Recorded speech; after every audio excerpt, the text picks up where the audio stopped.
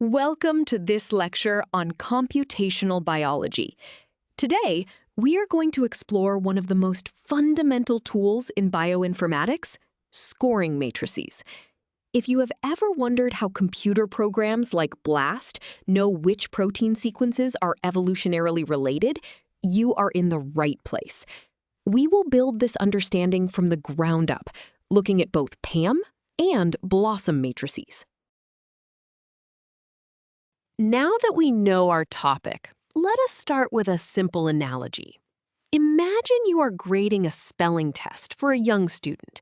If the target word is cat and they write bat, you deduct points because C and B sound completely different. But what if they write K-A-T? You might give partial credit because C and K sound very similar. In computational biology, we need a similar grading rubric. Over millions of years, amino acids in proteins mutate.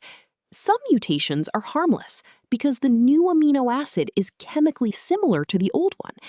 A scoring matrix is exactly this rubric, helping us grade these evolutionary changes. Building on that grading rubric analogy, let us look at how this works in practice. Formally, a scoring matrix is a 20 by 20 mathematical table. The rows and columns represent the 20 standard amino acids found in all living proteins. Inside this table are numerical values. A positive score means that swapping one specific amino acid for another happens frequently in nature and is biologically acceptable, usually because they share traits like size or charge. Conversely, a negative score means the substitution is rare and likely destroys the protein's function, so evolution actively weeds it out. Now that we understand what the matrix does, let us look at the mathematics behind these numbers. Scientists do not just guess these scores, they calculate them using probability theory. This brings us to the log odds score formula. The symbol Sij represents the final score placed in the matrix for substituting amino acid I with amino acid J. The numerator, Qij, is the observed probability of these amino acids actually replacing each other in real proteins. The denominator, Pi times Pj, represents the expected probability of them aligning purely by random chance. We take the base 2 logarithm of this ratio so that scores can be easily added together when aligning long sequences. If the observed frequency increases, the final score goes up.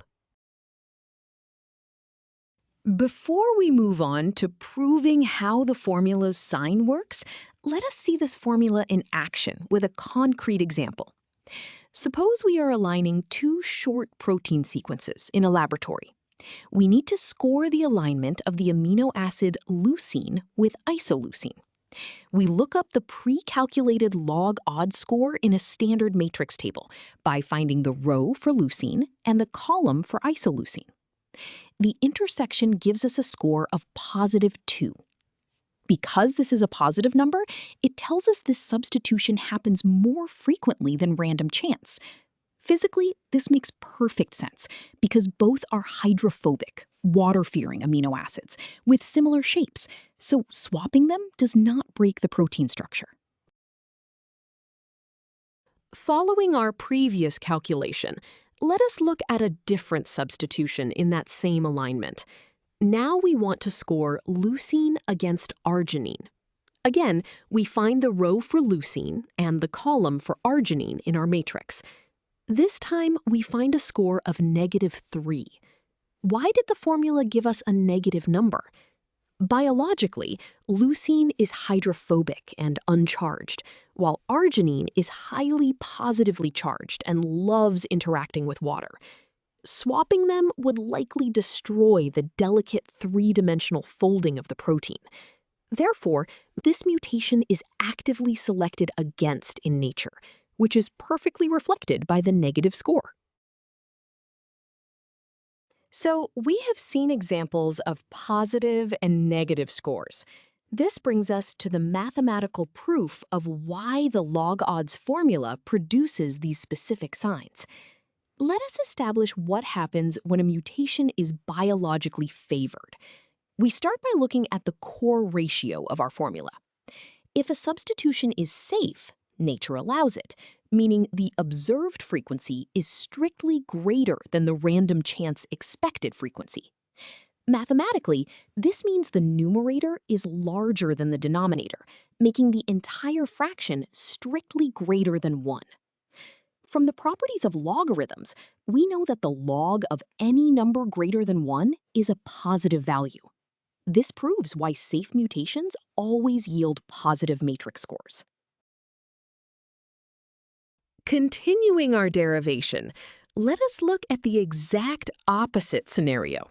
What happens mathematically when a mutation disrupts the protein's function?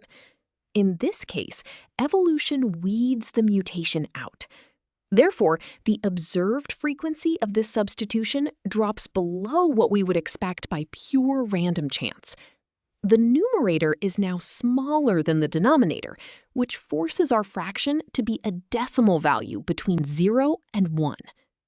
The mathematical property of the logarithm dictates that the log of any fraction less than 1 is a negative number. This elegantly proves how the formula automatically assigns negative penalties to destructive evolutionary changes, completing our understanding of the log odds math.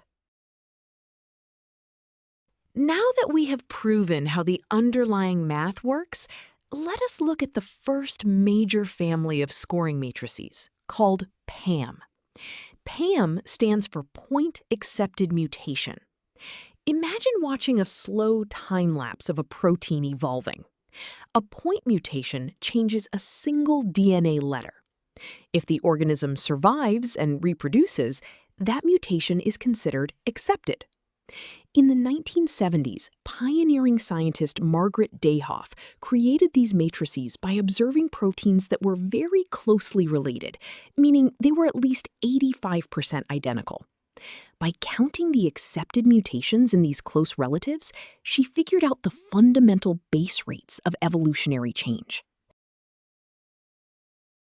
Understanding Dayhoff's base rates leads us to an important challenge. She started with a base matrix called PAM1, representing exactly 1% evolutionary change. However, comparing sequences that are only 1% different is not very useful for finding distant evolutionary cousins. To solve this, she mathematically multiplied the PAM1 matrix by itself. For instance, multiplying it 250 times gives the PAM250 matrix. This represents a much longer period of evolution, where 250 mutations have occurred per 100 amino acids. This extrapolation assumes mutation rules stay constant over millions of years. This mathematical extrapolation we just discussed actually introduced a significant flaw.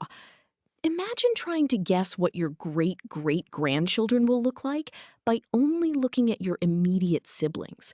Your guess might be quite inaccurate. To fix this, in the 1990s, scientists Henikoff and Henikoff created the BLOSSOM matrices, which stands for Bloch's substitution matrix. Instead of guessing through multiplication, they looked at actual alignments of very diverse proteins. They focused only on the highly conserved blocks, which are the crucial parts of the protein that never change much because they are absolutely essential for the organism's survival. Because BLOSSOM uses a different approach, we must understand how it groups data. To build a BLOSSOM matrix, researchers group together sequences from a massive database. The number attached to a BLOSSOM matrix, like BLOSSOM 62, tells you exactly how they clustered these sequences. Specifically, it represents the maximum identity threshold. For BLOSSOM 62, any sequences that are more than 62% identical are clustered together and treated as a single sequence. This is a brilliant statistical trick. It prevents a large group of very similar sequences from unfairly dominating the calculations, forcing the matrix to focus on deep, distant evolutionary changes. Now that we know how the clustering works, let us apply this to a real research scenario. A student needs to align two sets of sequences. Set A contains humans and chimpanzees, which are closely related. Set B contains humans and yeast, which are distantly related. Which matrices should they choose? We know that a higher blossom number keeps similar sequences separate, making it sensitive to recent changes. Therefore, we choose a high number, blossom 80, for the closely related set A. Conversely, set B has been evolving separately for 1 billion years. We need a low number to find deep connections, so we choose blossom 45. The final answer perfectly matches the biological distance. This brings us to a very common point of confusion that we must clarify. The numbering systems of PAM and Blossom work in exact opposite directions. For PAM matrices, a higher number, like PAM 250, means more evolutionary time has passed, so it's used for distantly related sequences. However, for Blossom matrices, the logic is completely reversed. A higher number, like Blossom 80, means the sequences clustered were highly identical, so it's used for closely related sequences. Remembering this inverse relationship is absolutely crucial for setting up any bioinformatics experiment correctly. To solidify this inverse relationship, let us look at this evolutionary distance scale. On the screen, you see a horizontal axis representing increasing evolutionary distance, moving from left to right. On the far left, we have closely related sequences, and on the far right, distantly related sequences. Notice the top scale for PAM. As we move to the right, towards distant relatives, the PAM numbers increase from PAM 1 all the way to PAM 250. Now look at the bottom scale for Blossom. As we move to the right, the Blossom numbers decrease from Blossom 90 down to Blossom 45. This diagram perfectly captures how the two matrices approach evolutionary time from opposite mathematical directions. We have covered a lot of ground today, so let us summarize the most important ideas. First, soaring matrices act as an evolutionary grading rubric, using log odds math to assign positive scores to safe mutations and negative scores to destructive ones. Second, we learned that PAM matrices are built by extrapolating data from closely related proteins, while Blossom matrices improve upon this by directly observing conserved blocks across diverse sequences. Finally, always remember the inverse rule. High PAM means distant relatives, while high Blossom means close relatives. You now have a solid foundation in how computational biology aligns and scores the building blocks of life.